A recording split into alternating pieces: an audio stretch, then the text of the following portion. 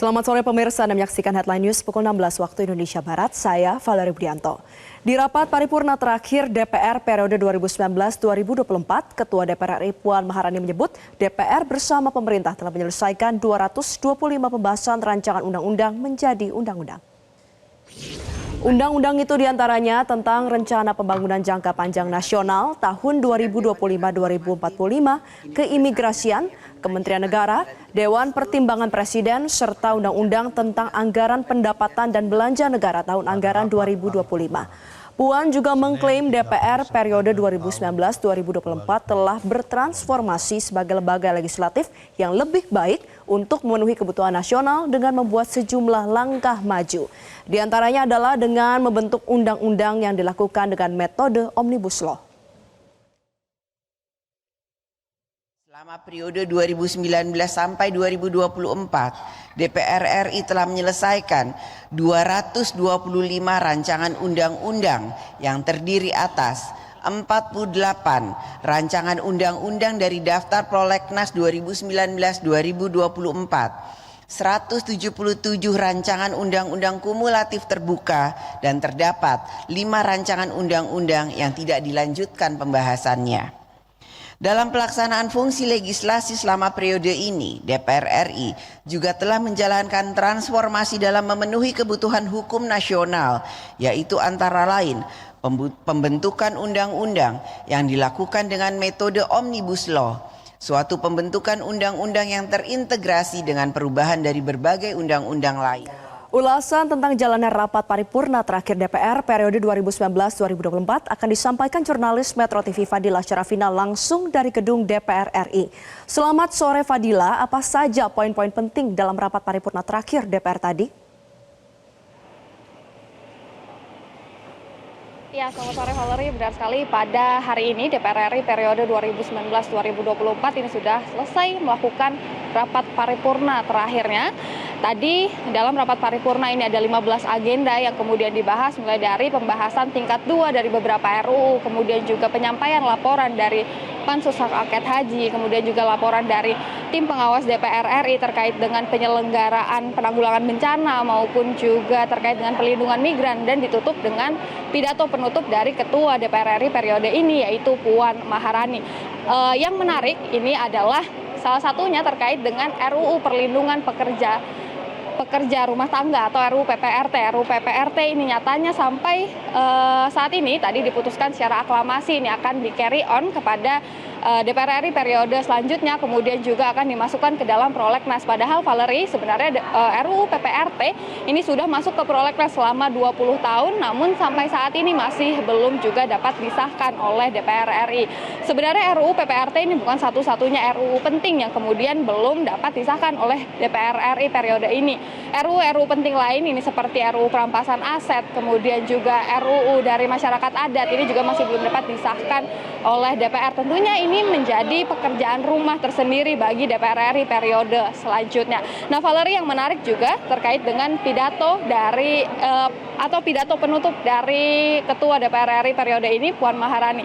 Tadi Puan Maharani ini bahkan sempat meneteskan air mata dalam pidatonya. Ada beberapa hal yang disampaikan, mulai dari capaian dari DPR RI periode ini, kemudian juga tantangan-tantangan yang dihadapi oleh DPR. Selain itu juga disampaikan terkait dengan permintaan maaf dan juga apresiasi terhadap kinerja dari DPR RI. Namun untuk selengkapnya Valerie, demikian berikut adalah pernyataan dari Puan Maharani. Pimpinan DPR RI juga memohon maaf apabila selama memimpin DPR RI terdapat hal-hal yang kurang berkenan bagi anggota DPR RI ataupun bagi fraksi-fraksi DPR RI. Semoga kita dapat terus menyempurnakan DPR RI sebagai lembaga wakil rakyat yang semakin baik.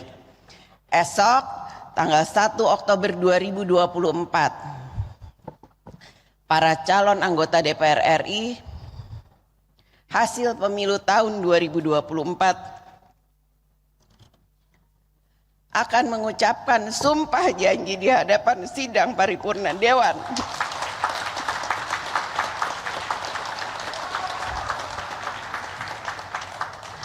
untuk memulai tugas anggota DPR RI untuk 5 tahun ke depan.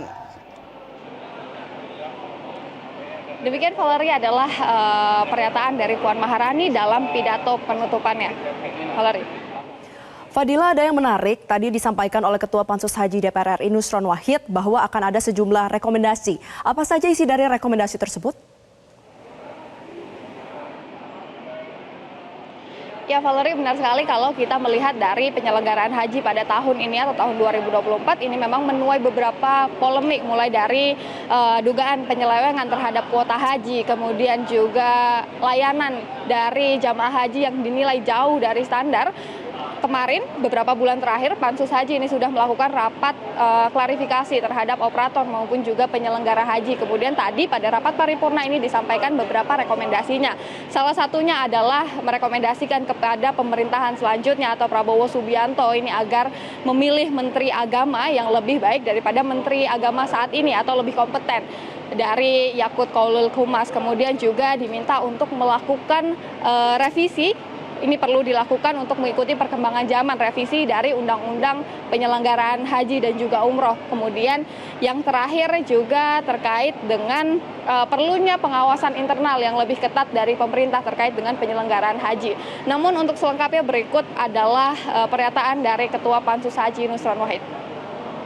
Dalam pembagian kuota haji tambahan tahun 1445 Hijriah, garing tahun 2024 Miladiyah, Pansus menemukan dugaan ketidakpatuhan terhadap pasal 64 ayat 2 Undang-Undang Nomor 8 Tahun 2019 tentang penyelenggaraan ibadah haji dan umroh tentang alokasi kuota yang ditetapkan kuota haji khusus sebesar 8% dari kuota haji Indonesia.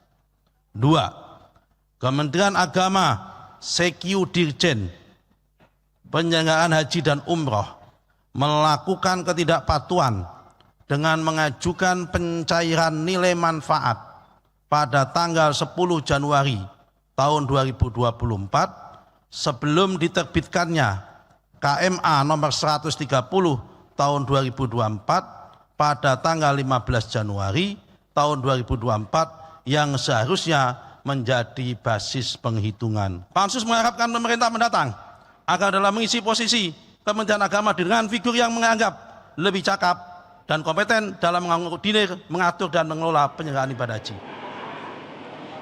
Ya, Valerie, pada esok hari ini memang diagendakan akan dilakukan pelantikan terhadap anggota DPR RI periode selanjutnya atau periode 2024-2029.